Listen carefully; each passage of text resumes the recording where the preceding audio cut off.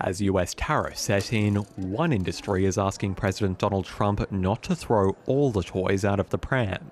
The intercontinental trade war, fought with reciprocal taxes, not lightsabers, was top of mind at this New York toy fair. The tariffs are going to drive consumer prices up. There's really no way around that.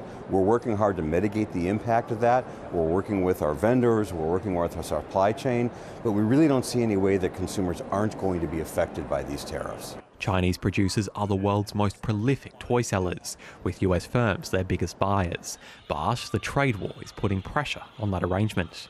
China says it will hike tariffs on US food and agriculture after Donald Trump doubled his February tariffs on Chinese goods from 10 to 20%. And everybody was thinking, okay, that's not great, but we can probably manage that. And then as Toy Fair opened, there was an announcement that was going to be another 10%. So 20% tariff on top of pressed margins and challenges with pricing really makes a very difficult situation. Right now, we have about 40% of our toys that are manufactured in China.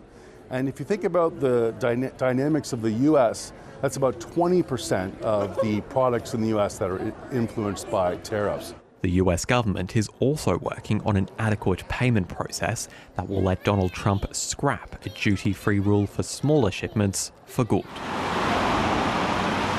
The tariffs have already come into force across the border with Canada. The 25% tariff on Canadian and Mexican goods, reduced to 10% for Canadian energy, has already sparked a campaign to shop local, with no love lost between Canada and the US. We're not laying down our arms, we're not complying. That's not the Canadian way, I'm sorry. Canadian Prime Minister Justin Trudeau has retaliated with 25% tariffs on some US goods, insisting Canada isn't playing games. Lachlan Patrick, ABC News.